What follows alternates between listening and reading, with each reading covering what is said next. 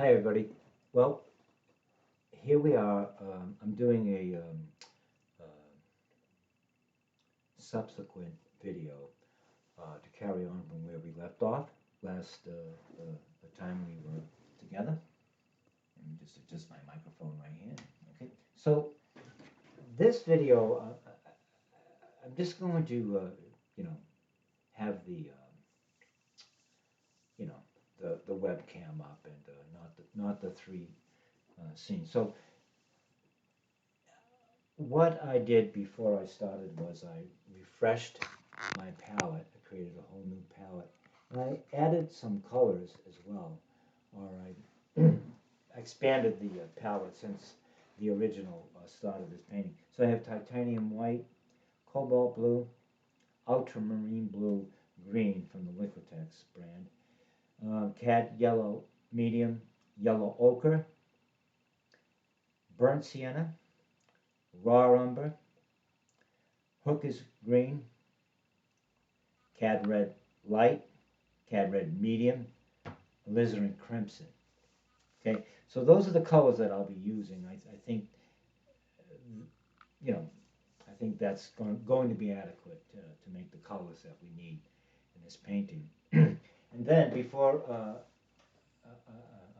started the video, I made some notes about where I wanted to go with the piece. And I don't know if you can see my notes so well, but if I hold them up like this, what I do is I make a like a cartoon sketch of the painting that I'm working on, and I'll start thinking about sections, and I'll analyze the painting and I'll identify where I want to go with the painting at this particular session. So here I identified over in the left-hand corner, I want to highlight the arcs. I believe there's some arcs that of light that hits the vines, and then there's also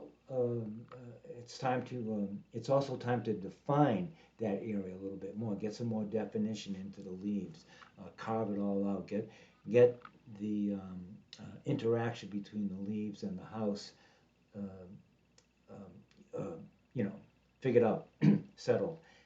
Um, and And then also, I wanted to describe the flowers, the red flowers. So those are the three areas that I want to work on today. Um, yeah, okay. So one of the notes I also made was that there are some, excuse me, let me just move back up to the painting again. I'm not, well, I'm not sure why I'm getting this sort of odd pitch on the camera. And I hope I'm not making this ill. There we go.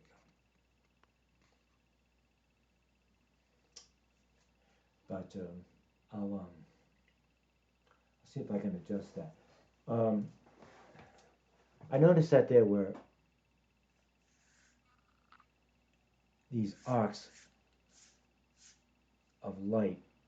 You know, light's coming from, well, the light's coming from right straight up above. And so it's almost cathedral-like, whatever. So I'm trying to see if I can't address that. But there's a rhyme that should happen. In my mind, I see this sort of way they rhyme. So I'm going to work on that a bit. Um,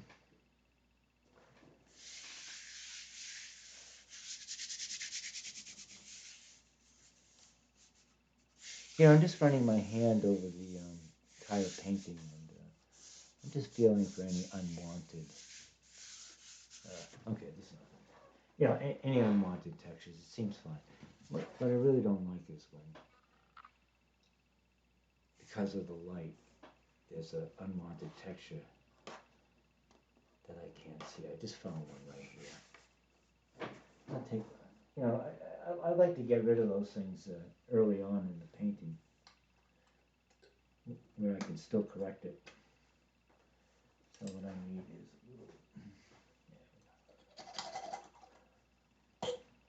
that's all. I just want to scrape a little bump off. I did it off camera. There we go. So I had a little bump right there. I scraped it off. it just, it didn't add to the overall surface texture that I want to create.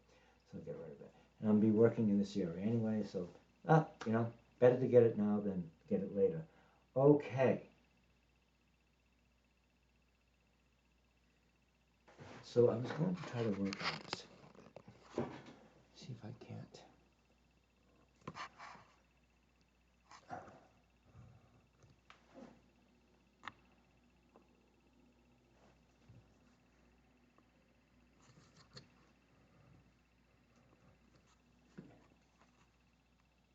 Okay, sorry for that. I think maybe that's a little bit better. All right, I've done my best to keep the glare down. So I'm going to start right in with,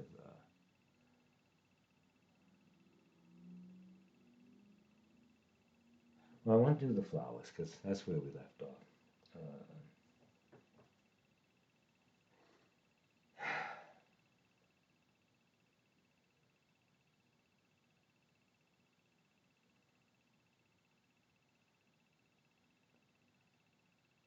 I'm going to use some CAD red medium. Sorry, I was just contemplating. So CAD red medium. I'm going to grab some white, put it over here. This would be my staging area for the white that I use. I'm going to grab some of this burnt sienna, not much. And I'm also going to grab some ultramarine blue. So there's that. Okay. Now, I'll bring the camera down right here so you can see exactly what I was doing. Okay. So CAD red light, no, CAD red medium, I'm sorry. Burnt sienna, ultramarine blue, and some white, little reservoir there. And I'll start mixing again. The CAD red medium and the ultramarine blue.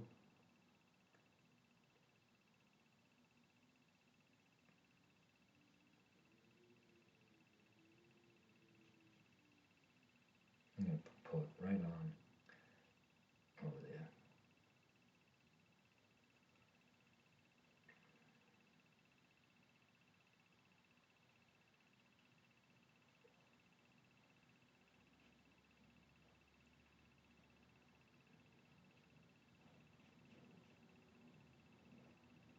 All right. See now, I like that.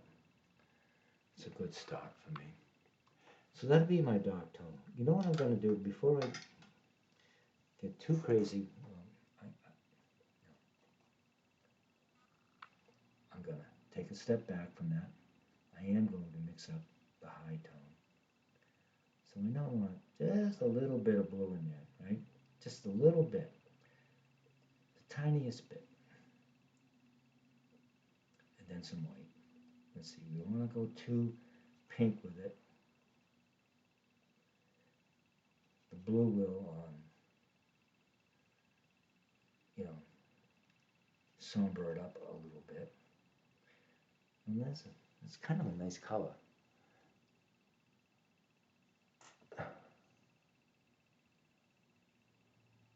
And I'm just comparing it.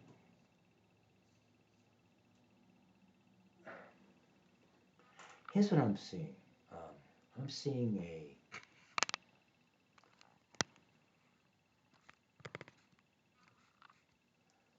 color shift in the red from this side over to this side. It gets more brilliant on this side, and the flowers get bigger.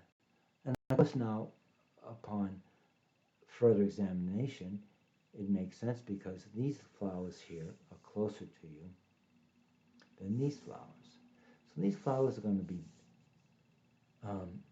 we're going to use, I was going to say social distancing. We're going to use a atmospheric perspective by making this area here somewhat faded than this area here.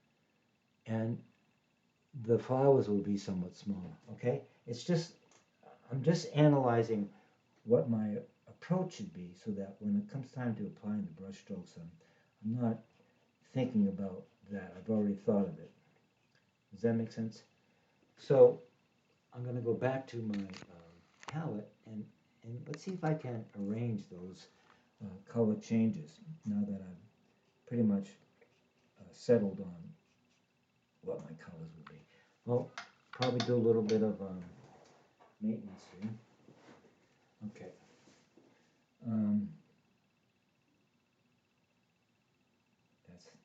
That's the lighter color right there. It's not much there.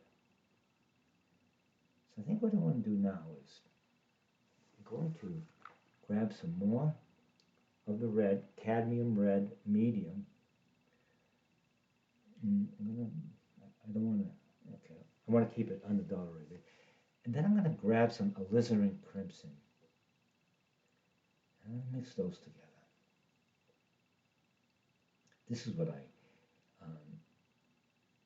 love about alizarin crimson is it has that sort of magical quality about it, the color.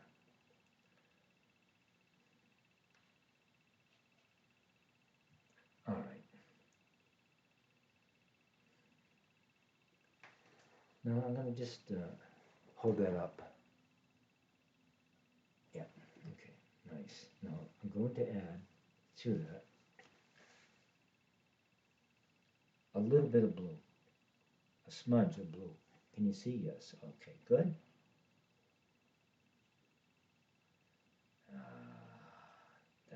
That's what I wanted to go with it. Okay.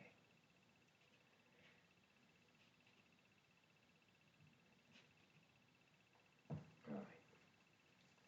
Now, I want a tint of that color as well.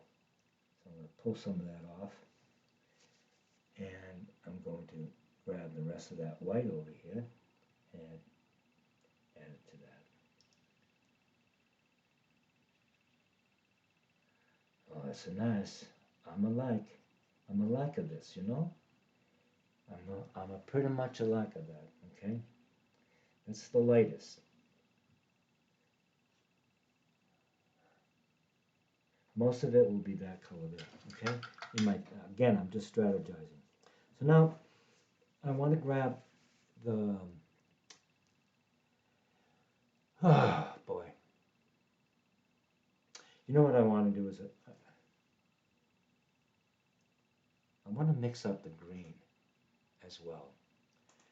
Let me just grab some of that Hooker's green right over here, okay? And then I will, we have more of blues and minty greens in here, and here we have more, we have some of that bluish comes through, but the minty green goes away and it becomes more yellow green. So let me take some cad yellow medium, pick up some, I'll park it right there. I'm going to grab some raw umber, park it right there, and I'll put some white around.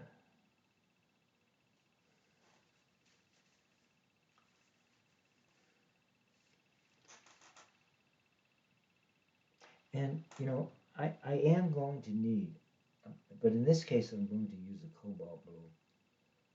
I'm going to need some bluish shades in there as well. So I'll start with the green. There you are. All right, I'll go right here. You know, I'm just going to want more green. I just know it, so might as well bring it over now. Okay, now I've got some of that green. I'm going to add some. See, I've got my darks in the painting already, so I think I'm going to just go after the lighter tints.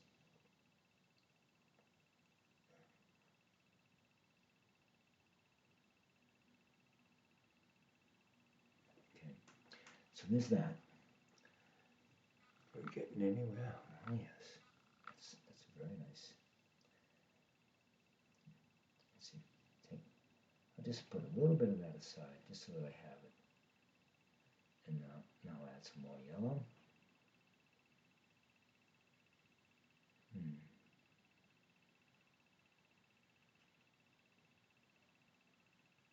Let me see if I'm going in the right direction before I continue mixing it. And I think I want to go much more yellower. And I can see that I need more yellow. So let me grab some more yellow, slide it over there. I don't need to clean that. Okay. There we go.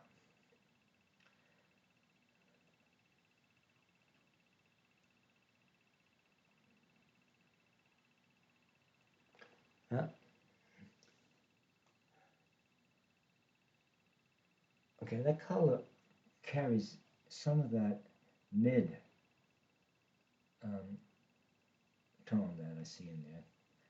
And now we're going to go really strong with the yellow. So what I did is I separated out a large chunk of that color I just mixed, left a little bit behind, and added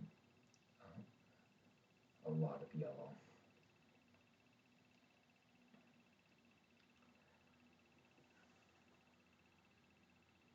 And that's good for the second mid-tone. But I can see that I want to go much, much, much, much lighter again for those highlighted arcs that I was mentioning earlier. So my big yellow.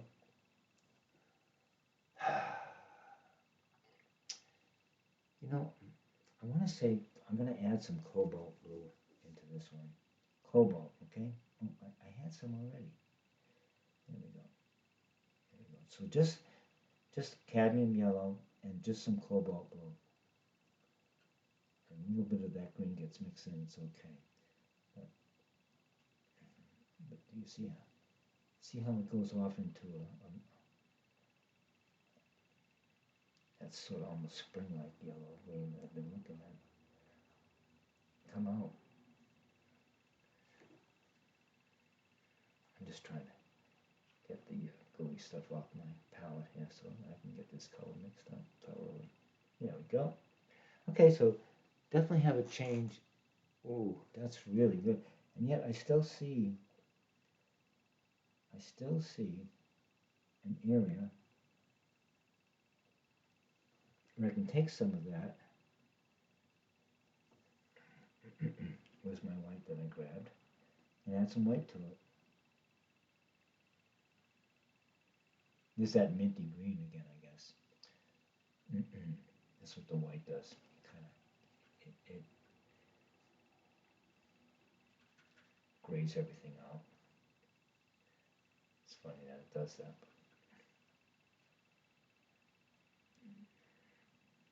There's an opaqueness to white that you gotta be careful with.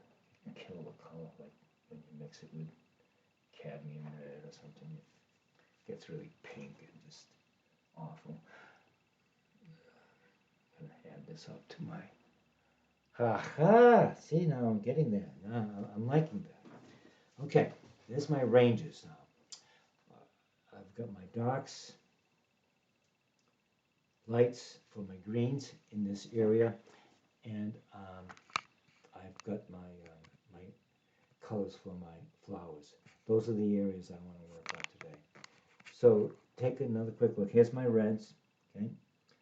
Remember I said more faded in this area because it's further away than this area. This area will be more brilliant in color. And then I wanted to define this whole area in here, the bush, the transition in color from the bush to the house, etc., and also to highlight those arcs, pull them out, and get that thing that rhymes with them. I might even want to adjust this up a little bit, but we'll do it and not talk about it. So I want to make sure I've got enough medium. I'm going to add my medium. I'm going to put matte medium in here.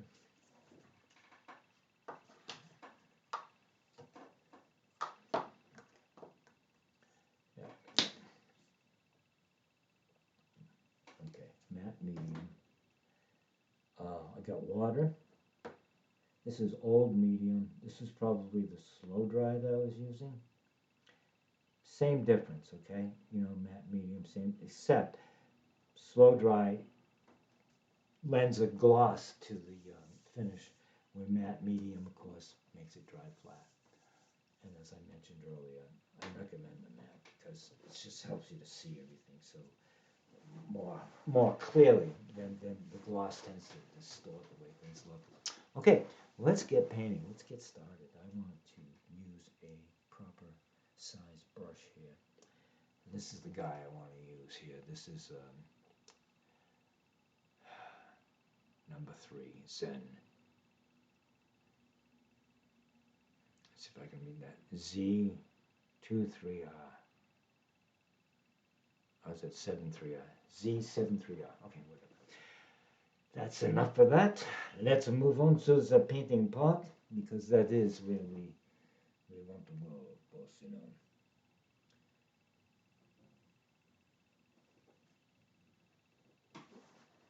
What is that right here? The wind.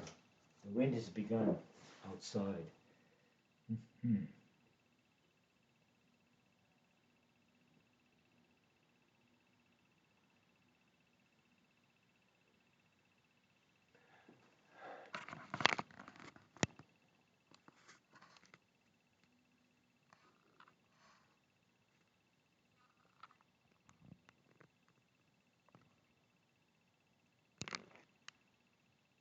Sorry about this. I'm just trying to get there.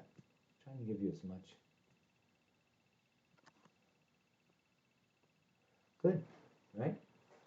Okay.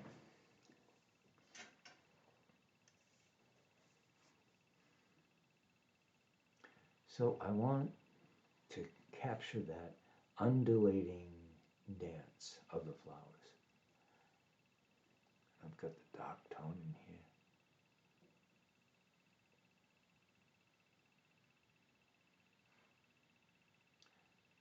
I'll go after painting the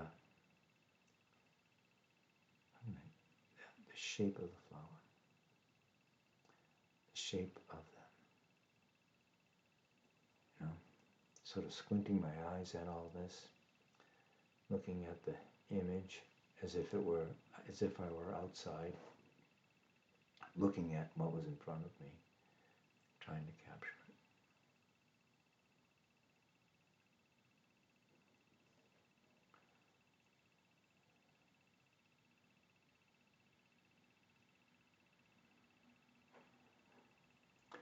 There's also like a warm-up that, you know, your body needs to do when you start painting. I always like to, when I'm at this stage of painting, I want to go slow, or I may start another painting before, because you need to warm up, you need to loosen up. And, you know, that's why I say at the beginning of painting, don't worry so much about the details, worry more about the overall, you know, the overall composition, the overall concept. Make those decisions, ask those questions, make those decisions. What are you going to do with this? What are you going to do with that?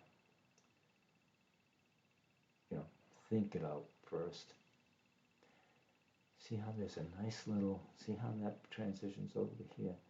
Now a lot of these colors that I mix up, the background and foreground, I'm probably going to use them throughout, because it's, I guess it would be just a matter of degree, how much you use it. Okay. I'm also trying to render the shape of those flowers now. Some of it. See, I can just dip into that lighter color I made here.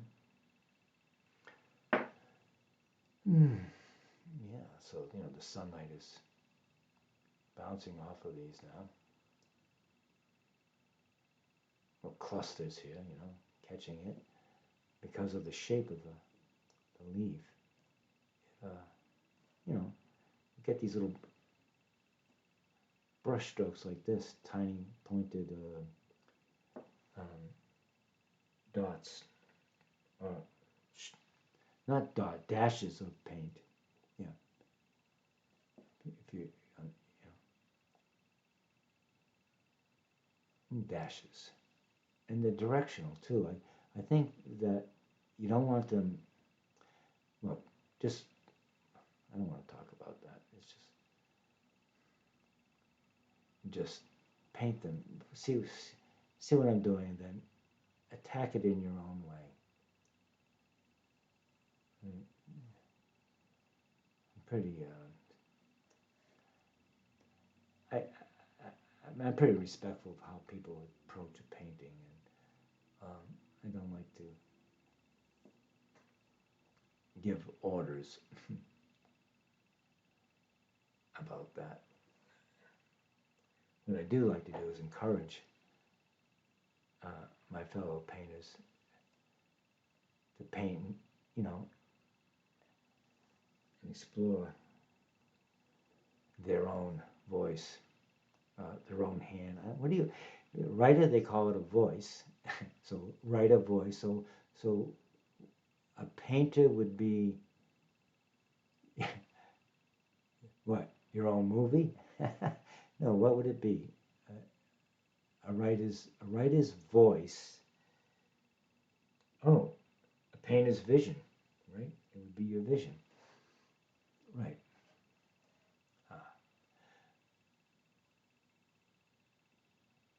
And that's one of the paybacks of painting is getting to know what your vision is.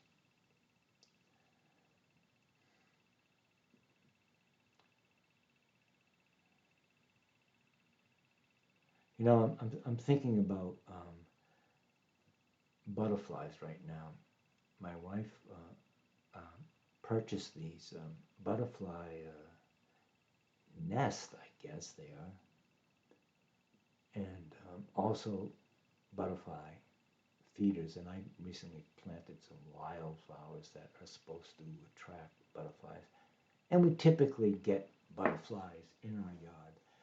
And I love sitting out on the deck, and when they come and you know, buzz through the flowers that are near the deck, and they, you know, they're amazing to watch. Well, anyway, so I'm thinking about that, and the reason I'm talking about it is I'm trying to capture that spirit of the butterfly dancing through the maze of flowers and stopping at each one, alighting on it, and how that would feel, you know, to the flower. Yeah. It's kind of, it might be kind of crazy talk, but it's, you know what I said earlier about don't listen to artists because they don't know what the hell they're talking about. I mean, that definitely applies. I just talk.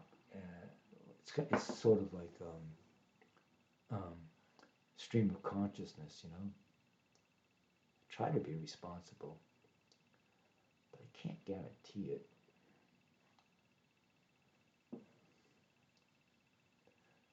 All right, so now I got some like purple business going down there.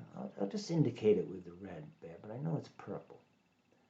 Then it kind of weaves in here, weaves in there. So I'm using my darker tones here. I want to carve that out. I want to sort of establish that a little bit there. Establish this a little bit there. Okay, it's good. It's good. I'm happy with that. I think I want a little bit of color right in here, maybe there as well. Okay. Again, I'm not not stabbing at in the dark anymore on these flowers. I'm actually saying, here's a flower, looks like this. This is its shape. That's all. So it's time. It's time to get serious here, children.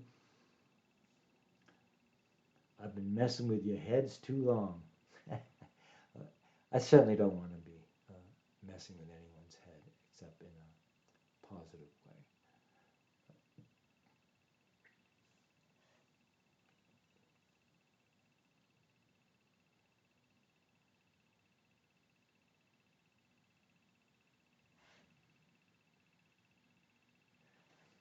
I think all that stuff is metaphor. When you're teaching, you try to illustrate through metaphor, and that's why I was get off on these little what's how you can run a metaphor to the ground and you know dig a 6 foot hole in it with it. Sometimes I don't do that.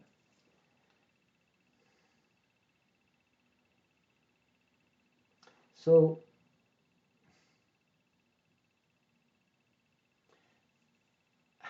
I want to get that purple color that I see in here, which is in this area and this area here. So I'll tell you how I get it. I'm going to add ultramarine. Let me do this. All right, leave it there. Ultramarine blue. Let me grab a little more in my reservoir here. See, it's already starting to skin over. Damn it. Disappointed by that. Ultramarine blue. I'll put some right there. And alizarin crimson.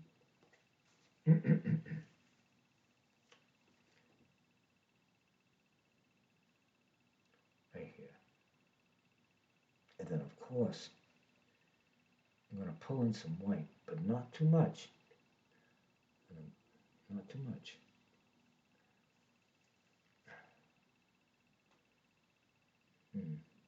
Grab it from there. Looks clean enough. Okay. Just a wee bit. Yeah. Yeah. So I'm going to actually put some of that aside. Just the wee tiniest bit of it. Okay. Bring this over here. It's ultramarine blue and alizarin crimson. Maybe add a little more alizarin crimson. Damn, that's too much. Okay. And a little bit of white. Just a little bit. See if I can get that.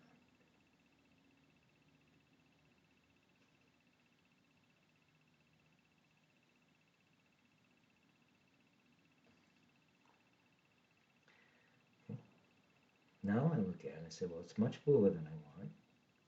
I like the blue in the shadow, the dark blue, but okay, it's much bluer than I thought. But now that I've mixed it a little more, it looks less blue. I'm gonna add that up. Yeah, but there's a decided. I like that color. I'm gonna keep it. I'm gonna add that. But there's a decided red bias to this color. So more red,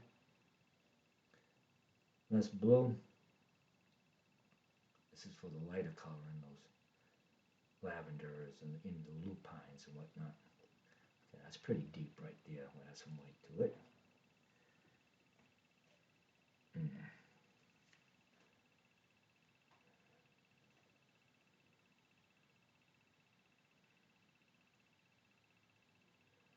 I just don't want to waste all that white. I'll put that back. Okay. There we go. Now, I think that's closer to where I wanted to go. I certainly is. Then I could add little, maybe with my brush, I might just, bring some white into that with a smaller brush when I'm doing the highlights of the colors. But this will sort of get me started in thinking about that. And I wanted to get some of that in, so I'm going to do that right now. Okay, there we go. Move that back up there. And let's see what time I got. 10:59. Okay, we're good. Yeah, so I got there's this little low spot in the garden. Who knows? Maybe it's a walkway. You know, 'cause I'm looking at this garden right now, and I'm seeing that this bush is in front of this area, and it may be a walkway that goes right through it. That's how I'm going to think of it, okay, as I paint.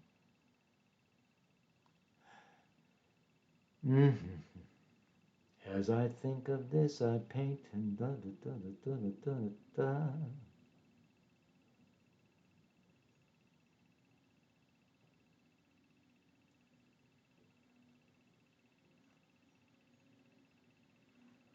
And then up in here, and that.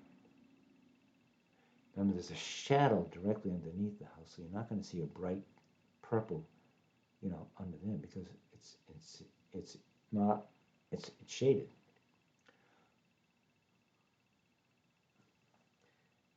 But I'm not sure if that's some kind of. Oh, I think I know those. But they're nice. But if you squint your eyes and you look at the overall shape of dark, differentiated between tint and shade, that's what you want to paint at this point.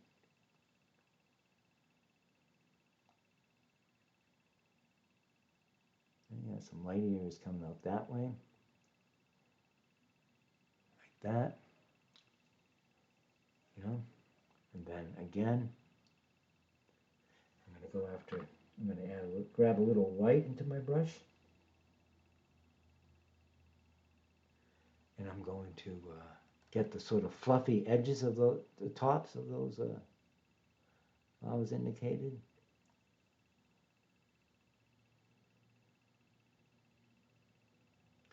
And I'm going to be kind of loose with my paint here. I don't want to get anybody too caught up in these. See if I can capture the gesture that they make. If I can do that, I'll be happy.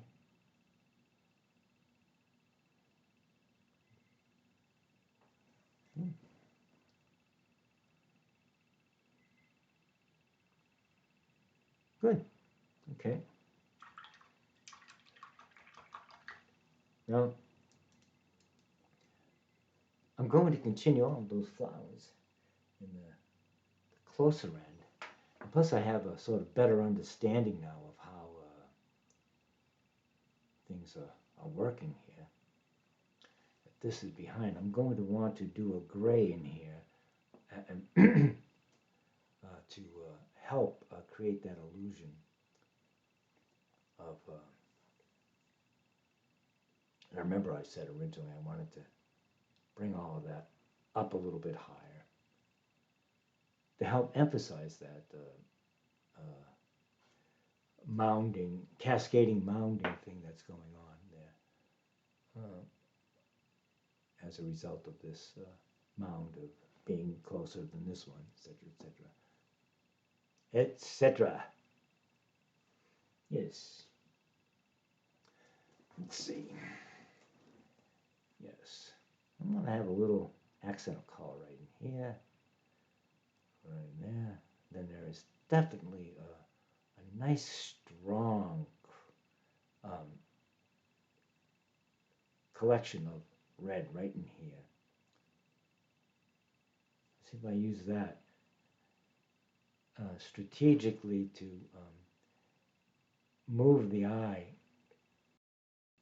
up, over, up, and around. I don't want it to be a straight line or anything like that. I don't want it to be boring, right? It looks like I got a little rust in here too that I'd like to pull. Of course, this is not the color. Well, it's not the whole color, but it can work. Okay. Then it's also, I see a little bit, just like that. maybe even on, remember the lightest touch, just the lightest touch, okay?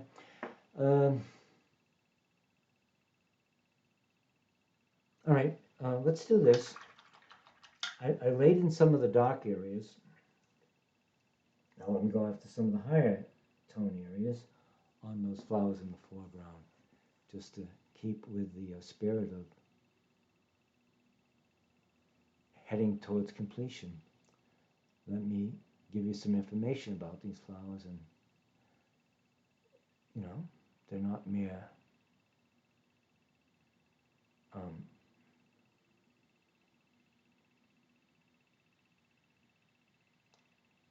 blobs of paint, but they have character to them. They have a identity.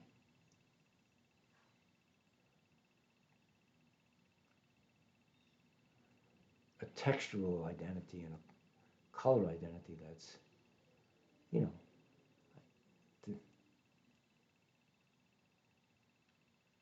that I'm having fun exploring.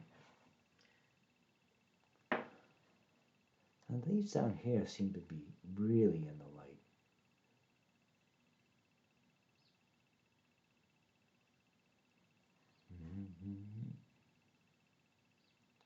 And I can see I'm going to have to add, you know, quite a few layers. I wish that these brushstrokes were the only ones I had to do, but I'll have to go over this several times to get it more and more in focus for me, you know. You know, I do see this like nice, maybe a little bit more highlight than I have in my painting in this roof here. See, I kind of go into that V and just maybe blend it a little bit. Right? See how the light just, that's all. And then over here, it seems like the light is catching it more down here. I'll put that in like that. It does come almost up here.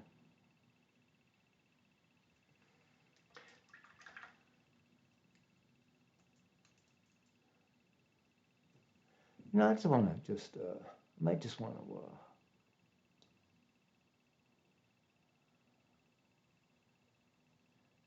yeah. So, yeah, just soften it up a little bit like that. So, maybe I'll get some of that orangey, rusty color worked in here. You know, what happens if I just grab some cadmium yellow right from the reservoir, straight, and with, you know, a little bit of medium mix in it.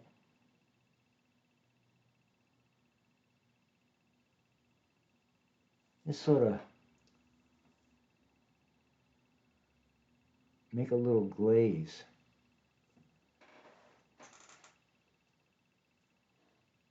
Now it gets a little bit lighter, so I'm going to grab a little bit, just dip my tip of my brush into the cadmium red, light this time, not medium, but light, and then a little more yellow.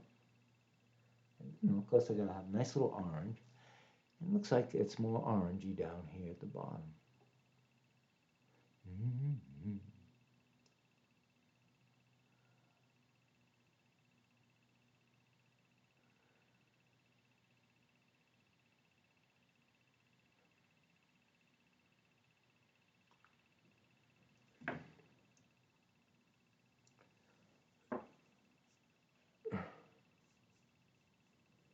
Wipe it off a little bit.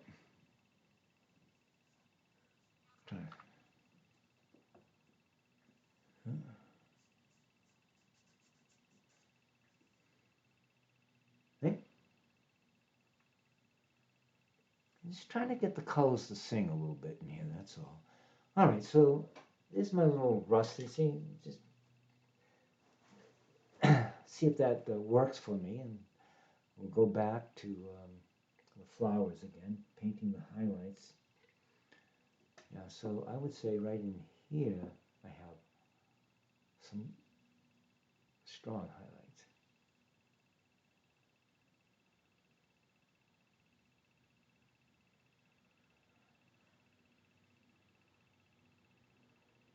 So this is funny because I'm using the photograph as a guide. Sometimes I'll follow strictly to uh, the way it is showing up in the photograph, but then I also don't feel any compunction about um, not following it when it suits me. So I I urge you to um, consider that freedom that you have to interpret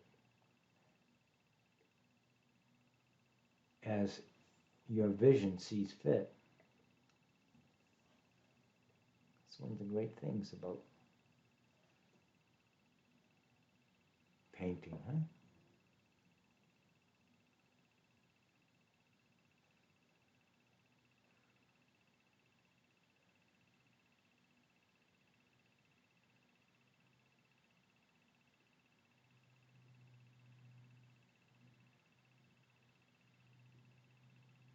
Hmm.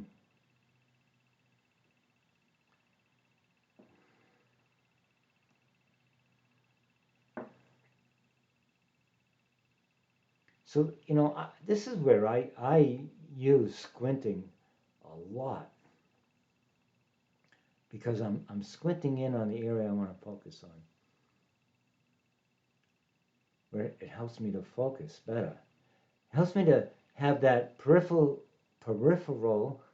easy for me to say, sense about the whole of the painting, but at the same time, it permits me to um, focus in.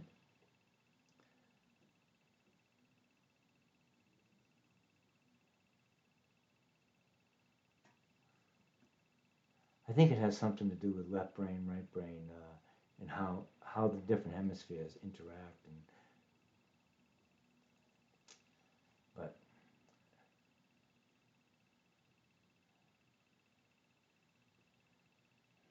I don't have all the data on that.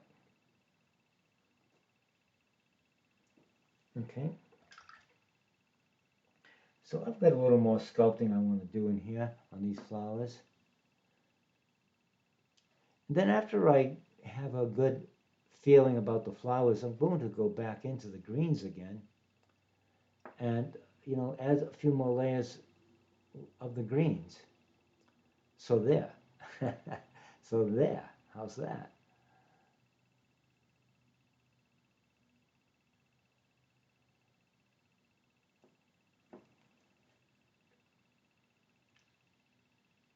Mm-hmm.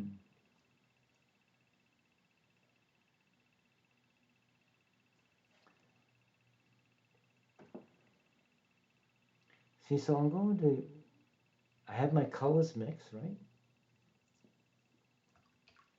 And just going to keep going over it and over it and over it uh, until I get all the details in that I like. But I'm going to stick with the colors that I've mixed so that I don't lose, color compatibility, etc. I got some highlights here, but I'm going to use that light purples that I used. You understand? I mix those colors up, and now, like I'm grabbing some white into that purple, and just kind of hitting those highlights. And as I paint them, I'm going to squint my eyes, and I'm going to say, well, where's the best place to put that brush stroke? Okay. How does it work? I want my composition to sort of flow out this way into this dark area. Don't forget, I'm going to add some more subtle detail over here that will help bring the eye back into here. So, uh, you know what I'm saying? Anyway, so here's one little thing I want to do with the dark background there. I'm going to grab some of that green that we made and the blue.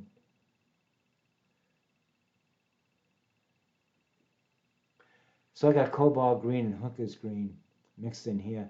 I'm going to push this archway up, or this arch. And I'm probably going to, carve out some details, perhaps, on this sort of vine that's in here in front.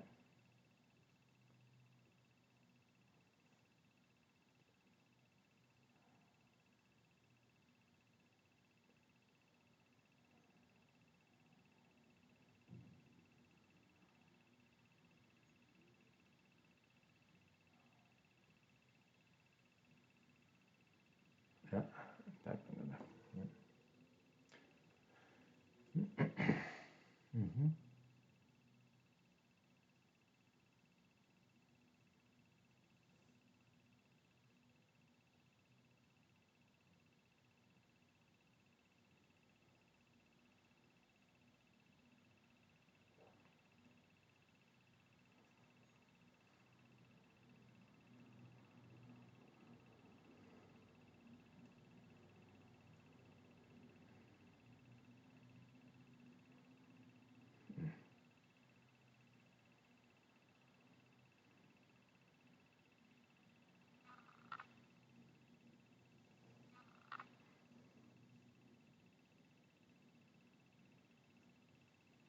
I'm just adding some more of that dark green in here because I see it.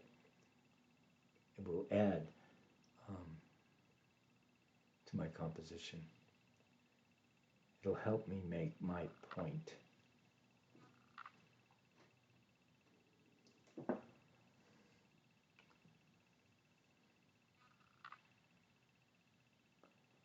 Again, I'm going after those arches, trying to find.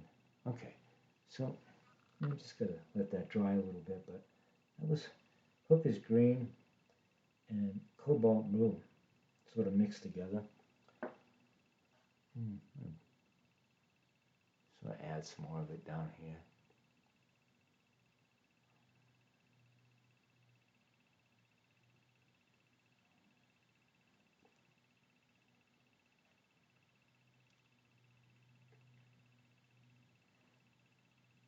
I want to integrate some of that background as it fades into here.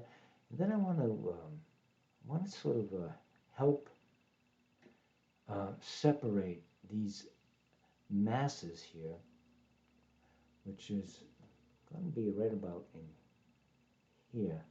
I'm going to put a little bit of, yeah, here we go, right here. Right in here.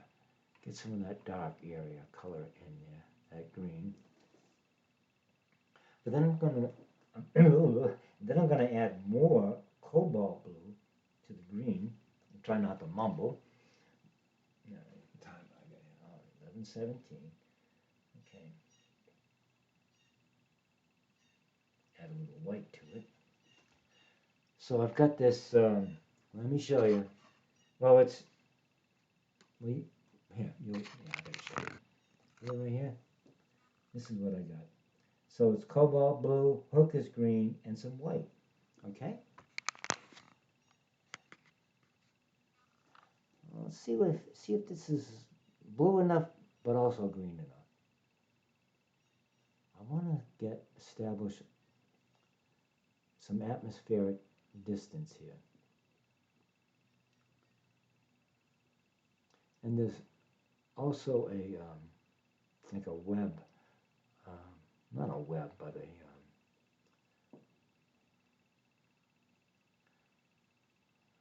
a weave. Oh, that's probably a better word. A weave of this really sort of I keep trying to think of the word. The green. I keep saying ethereal, but that's not the word I want. There's a luminosity. There's a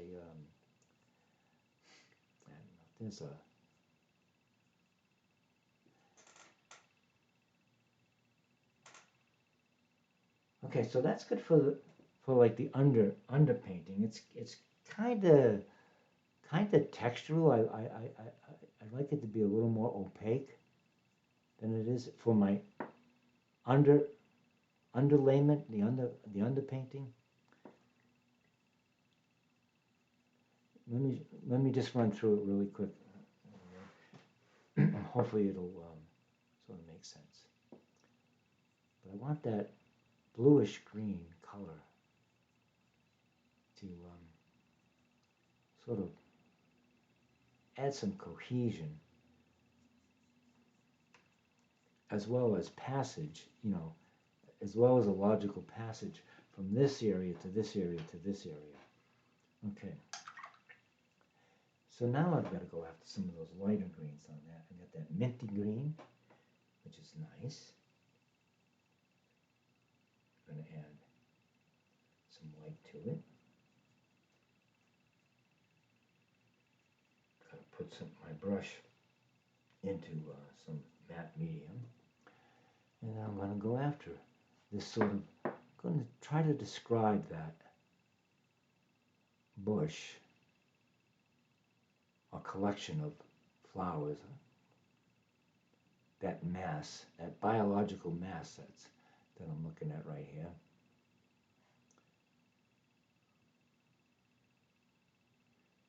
And I just want to ever so slightly differentiate it atmospherically as being further back than that mound to the left of it. So I want to go with a duller, grayer, lighter sort of shade of green. And I'm just trying to capture the lushness of that foliage. The further back it goes, the more, what can I say? Well, the more sculptural you can get with it. Another way to say it would be, say, you can start defining it with fewer strokes. You simplify the masses, yeah.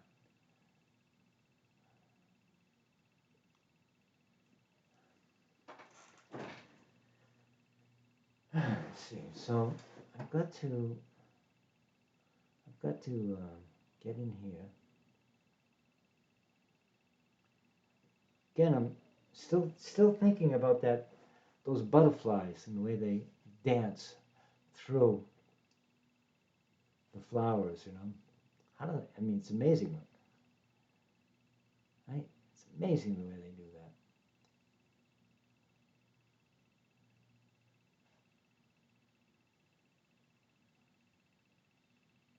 And I got some nice verticals in here too, which are pretty much the same green. I don't have to get them all defined, just a few places where. And we got some, let's get some dappled sunlight sort of moving through here. Through this area here. Where the strokes are going to go perpendicular. No, I keep thinking the sun is coming from the right, but it's actually coming from up above. But the leaves are slanted this way. And my cascade composition demands that I have some brush strokes that go with the grain of my composition. Does that make sense? I hope that's a helpful analogy.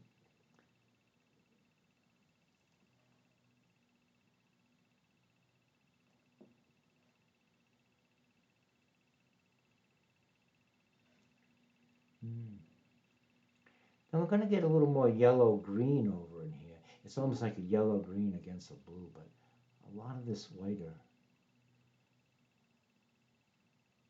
green takes this out. And then we're really going far back in here. See, now this is a great opportunity right in here to create some mystique.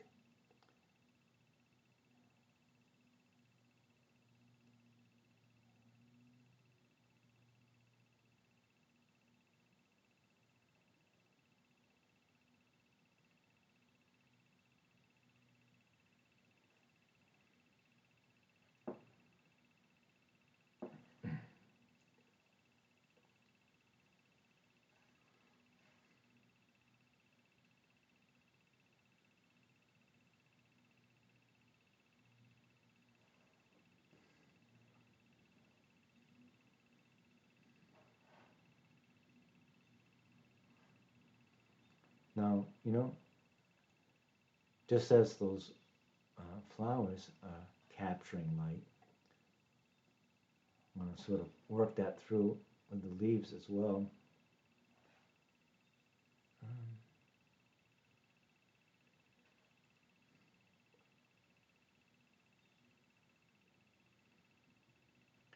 Remember, keep your eyes squinted. I think I took, well, the squint is something you just have to do. You do use, I can't describe it. Sometimes I close one eye, sometimes both eyes are squinted. Sometimes I close both eyes. Not too often. See, now it starts to move into this area here, and I want to find a value in here that's going to help your brain understand the visual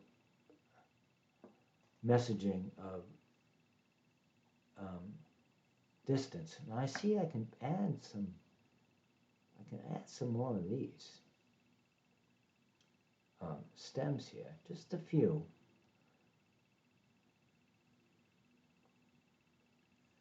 Then I see that there's maybe opportunities to to add a few more indications of stem. I don't want those thick lines though. Nah. Get rid of them. Zabadoo. Huh? All right. I'm going to keep working this area. And I do want to get back up in that area as well.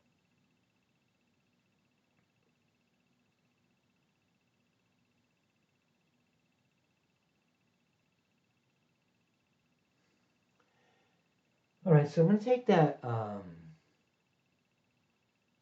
that lime green, and I'm going to add a little more. I'm going to add a little more green to it.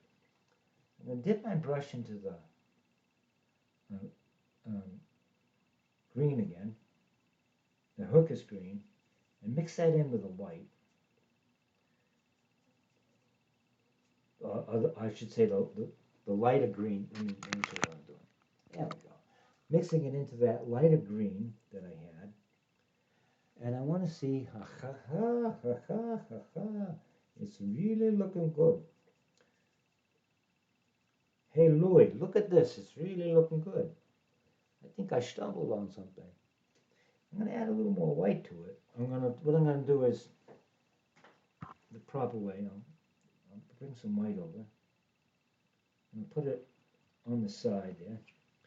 And then I'll take some of that and I'll add some more white to it. Because the white may not be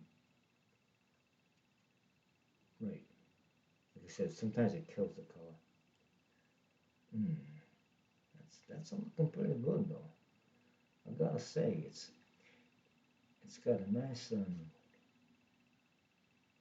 you just don't want to use pure white because you can't go any higher than pure white. Oh yeah, that's kind of nice right there. Let's see if it's not mixed thoroughly though. So a little bit of blue, there's a little bit of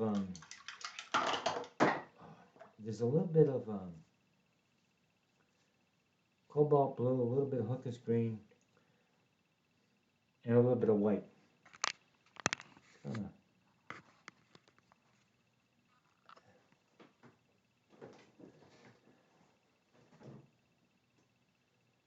See if we have a good enough.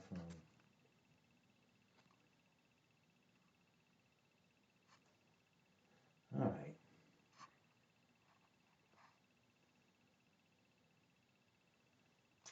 Again.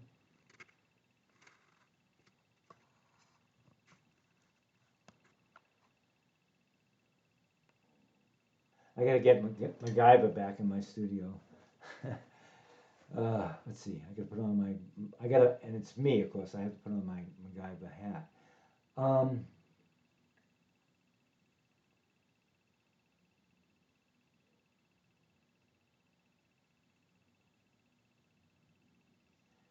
So just real quickly, I want to share with you. So I'm looking in here, and I can see I need I, I need to tone down some of that dark color in there on another layer. So I'm just saying I see that, um, but I do want to start. I want to get up in there. I want to sort of bring this area. I gotta apologize for this. This is gonna just work so much better for me if I just do this. Right? There we go. All right, there we go. Now, um, so let's see.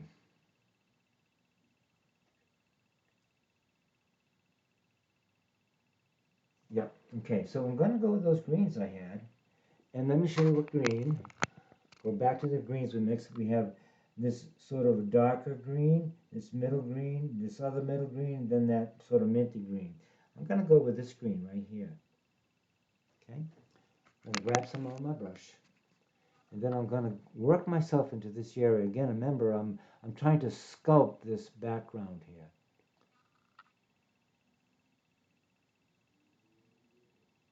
And I'm trying to find those arches. So this is the higher toned middle color. So I'm trying to lay down a some broad masses of color just to help me get a feeling for where I where I am with the color. I guess make sure I want to make sure I get the right shade, but I want to locate where those masses of midtones are, and then I can maybe help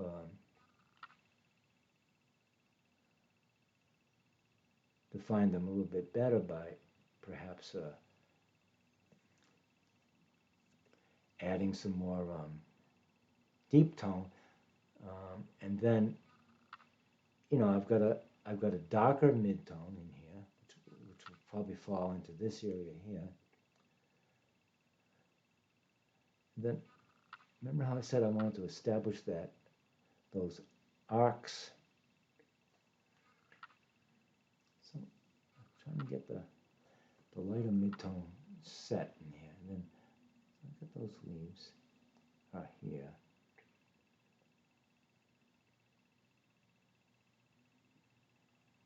See, here's a perfect opportunity to make an easy adaptation to that arc I have here.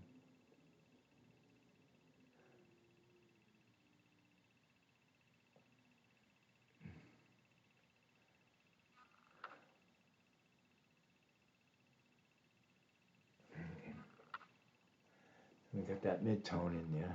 Again, I'm using that same higher valued mid-tone, and I'm really starting now to um, dig into this area.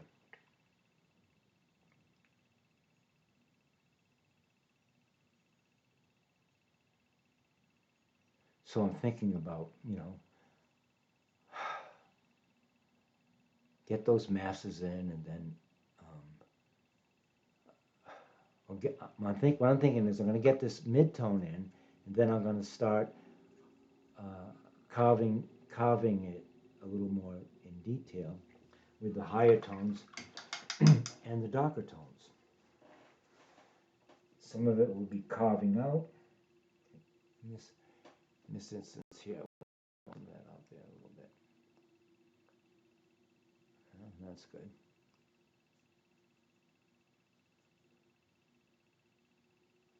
So sometimes just a little light brush over this background. Okay, so I have to let that dry. But I think I've got a really deep tone in here. I want to grab some of that cobalt blue and hook this green, mix them together, come up with that sort of deep blue. And I'm going to just put it right at the very deepest area of this sort of little space, and it probably goes towards helping me create that illusion of atmospheric space that I was talking about earlier, where this bush is way out in front of the middle ground, and especially the background, and there's like a vacant space between them. Not a vacant space, but like a pathway or something. So not only do they cascade this way, but not only do they cascade this way, but they cascade away from you and down. Does that make sense? Hey, Louis, does that make sense? Yeah, Doug, you're doing fine. Thanks, Louis. Louis is my friend.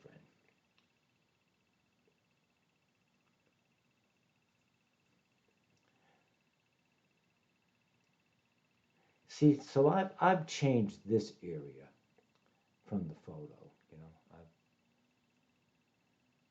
I brought these flowers up and on purpose. So I have to sort of interpret how I use the cues from the photo to pull it off and give it a sense of belonging that way. Okay, so that's got to dry. That's not dry yet. So I'll go back over this area here. Now again, I'm going to use that same blue that I mixed up, but I'm going to pull it over on the other side, and I'm going to add a bunch of white to it, okay? Oops, whoops, that's too much. I'm going to go back over and grab some more. That's better. And that's where I want to be, okay?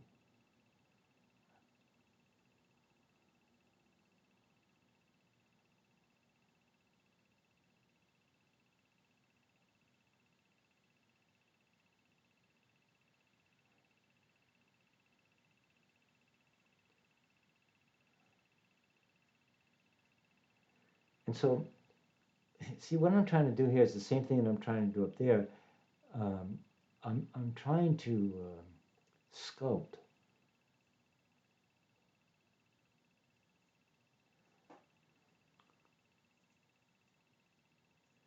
this through the use of light and shade, and I'm also trying to create that illusion of distance by using, the atmospheric perspective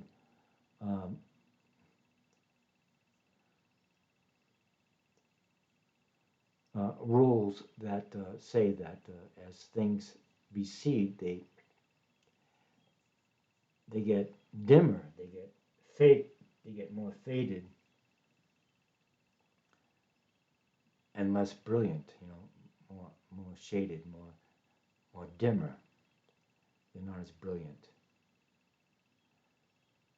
And so, and of course, that if I can achieve that, then I'll get that sense of sort of a lush jungle kind of receding off into the distance, a feeling that I'm going after here.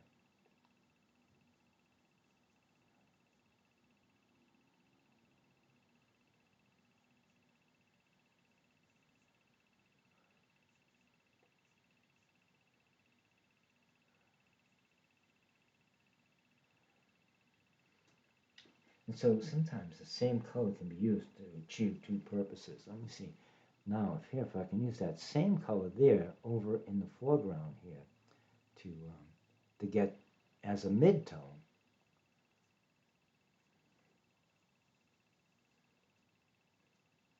I hope what I'm saying makes sense to you. I'm just sort of just spitballing here, but I'm thinking, Jesus, well, color is relative. You take a color and you put it next to black, it's going to look a certain way. You take the very same color and put it next to white, and it's going to look like a different color. Put it next to red, again, it look like a third color. So that's what I mean by color is relative. And I know most of you are familiar with that. But I just wanted to point that out, discuss it. I mean, think about it. It's an interesting way to, I say, an interesting way to solve a problem.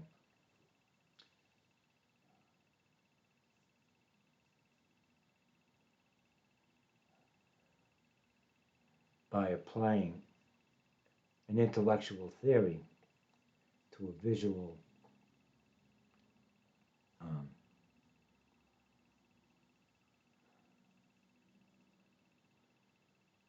task.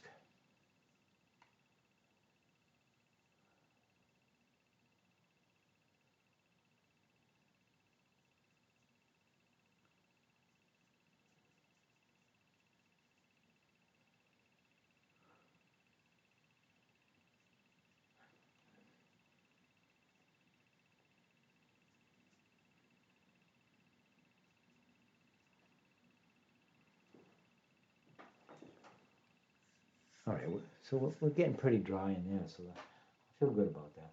So these little notations I made here, I just want to remember what my thinking was on them. And I can go back and add more layers to it, but I'm using that dark tone over here as the mid-tone over here. Isn't that kind of cool? Sometimes I just think,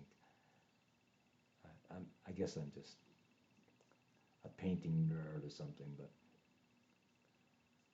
the things I get excited about.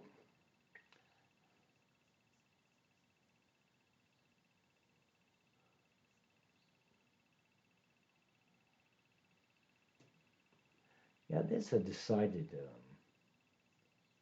let me see, downward slope in here.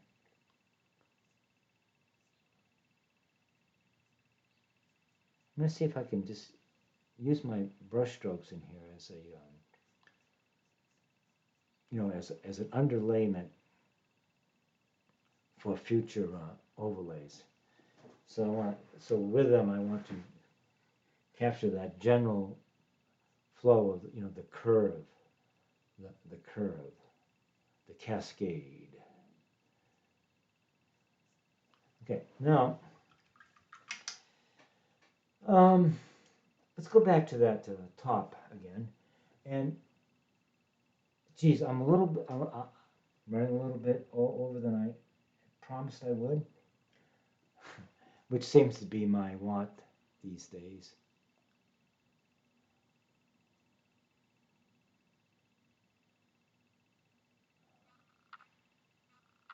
I'm using that high, let me show you what I'm using. Okay, back down here, that high, almost minty white, but it's more yellow green than minty green, okay? And I'm just going to, again, sort of think in terms of the butterfly going in and dancing, or whatever it is that they do. They hover, Jesus, they do it's aerobatics, I think, is what they do. Yeah, well, there's some light in there too. See? Just want to kind of. All right, but I gotta let me get my arm limbered up a little bit here. All right. So there's like a top of a big gush in here. That arc. Remember, I was talking about that arc.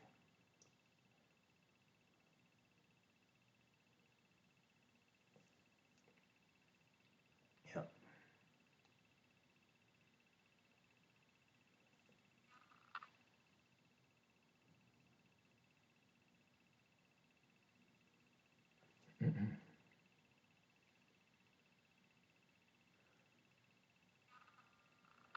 All right, huh?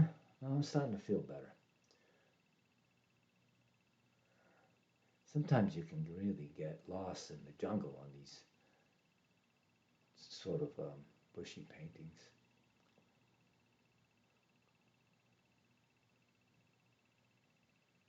Especially when they're the since they're the topic of what you're painting.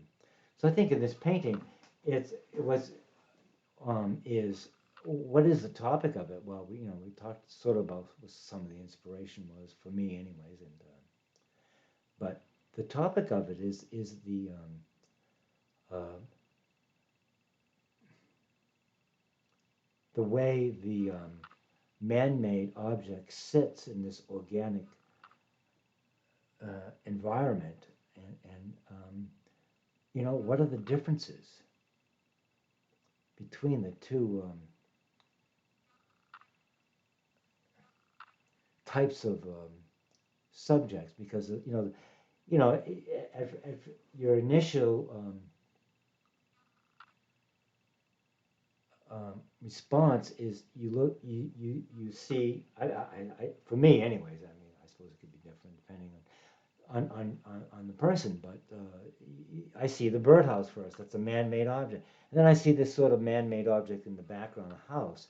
But then I see this lushness of organic stuff going, and to me that it's the confluence of both, and how they um, how the man-made stuff uh, integrates into the organic environment. And hopefully that's with harmony, right? That's what we want. As we get near the top of these flower bushes of flowers, we become much more porous.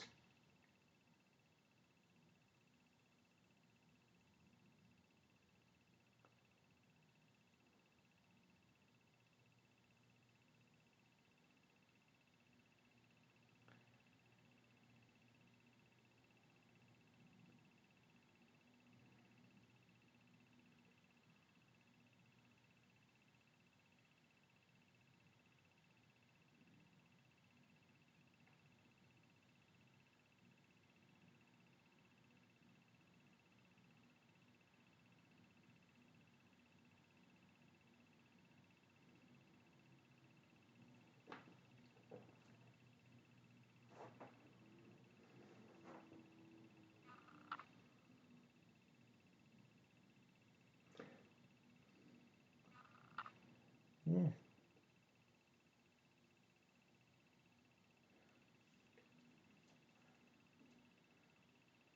Sometimes you it's just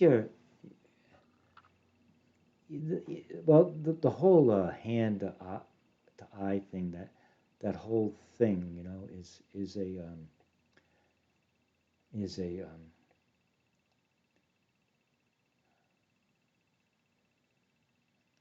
an amazing process when you find yourself in it, and you're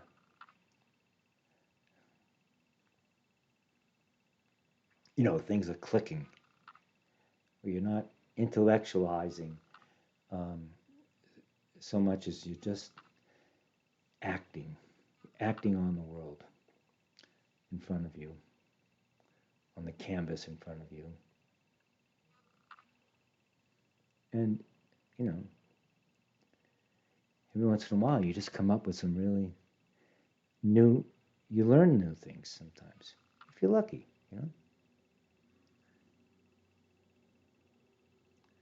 Not every day is lucky, but can't win if you don't play, as they say in Massachusetts lottery. Anyhow, so um, this is where I'll probably end this video. And in our next session, I'm just going to keep digging deeper, deeper, deeper into definition. I think before I totally end, I think what I want to do is, see, I'm just putting some places where I want to see some highlight. because I definitely put down in my notes that I wanted to see the highlights of the arches. So let me make sure I do that. I think I need a little bit of color change in here, but that's okay. I can probably add some yellow up in here later on.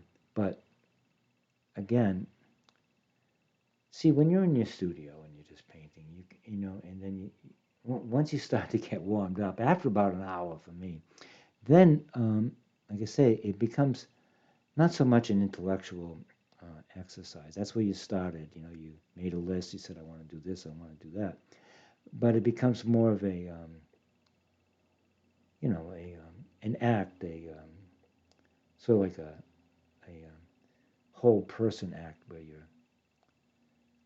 you're in tune to your task. You have your tools in place, and you're just going. I guess, you know, it could be.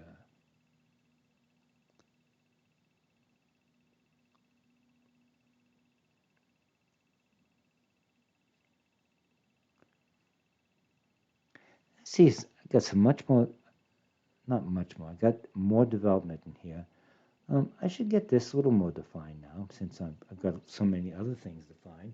So I'm going to grab some little, just add some little yellow to that minty stuff I have here. I'm gonna start to paint those shapes of leaves right in here. And you know, some of them have a sort of luminosity to them, and they have that sort of shape, and then some of them are very green. I want to get more of the blue-green into that area here, which will help, I think, pull it back a little bit. So I'm going to go back to that blue-green I had in here. Just add some of that in there if it's not completely dry.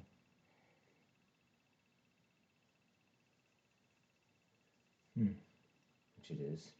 I'm just going to add a little more to it.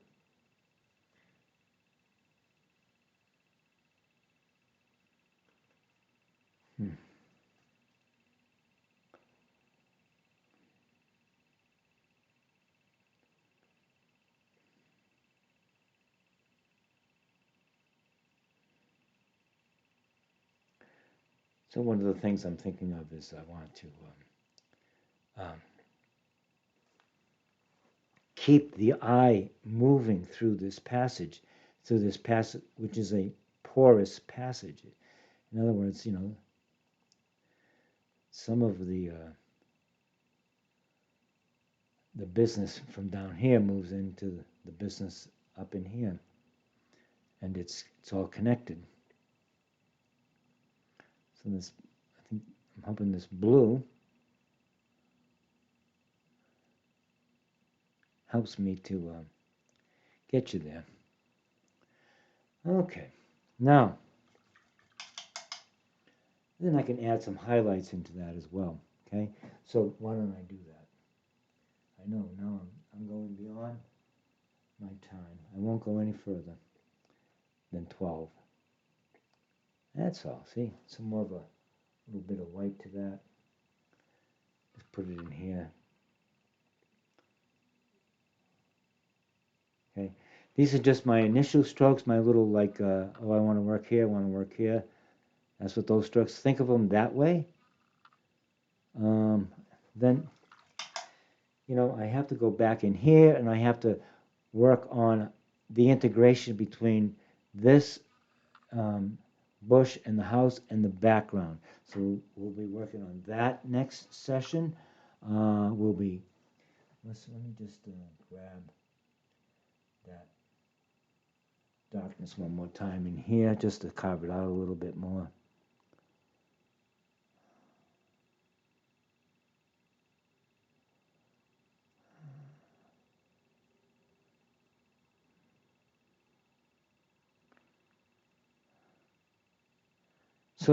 So at this point, I'm saying, I'm going like, okay, well, it's time for me to wrap up. I got to go do something, you know, or I got to leave. And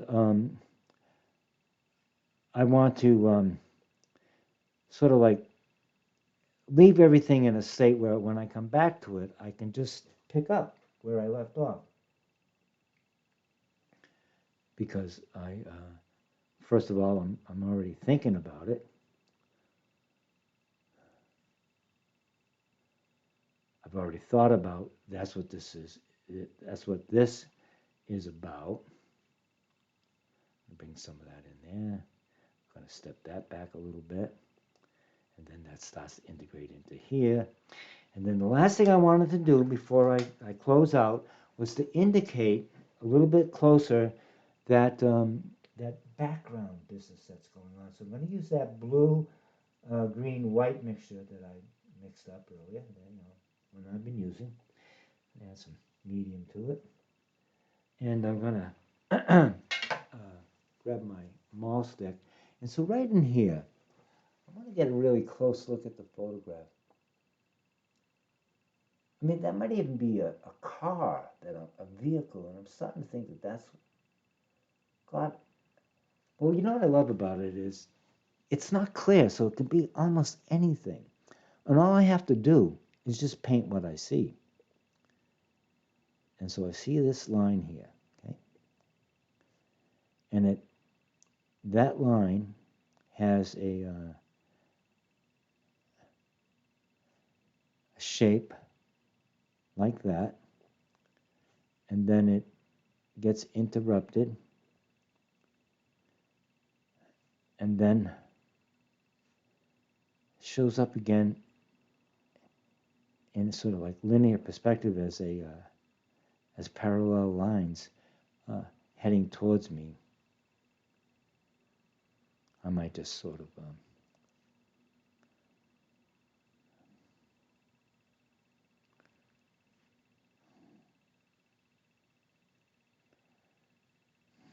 see.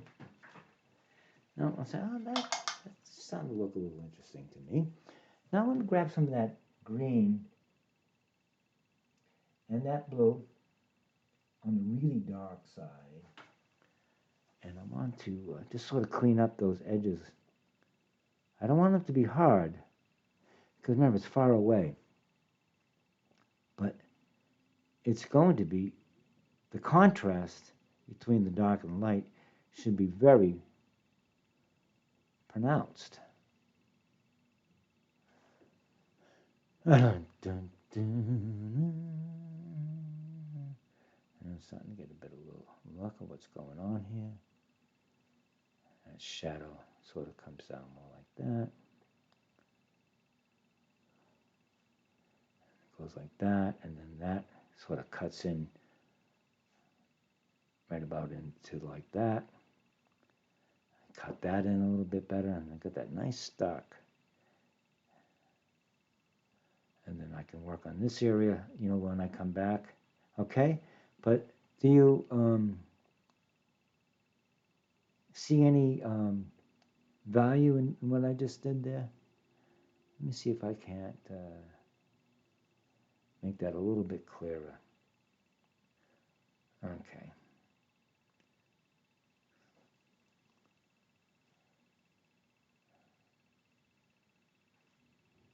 So I'll have to go back into this area a little bit, but let me just pull.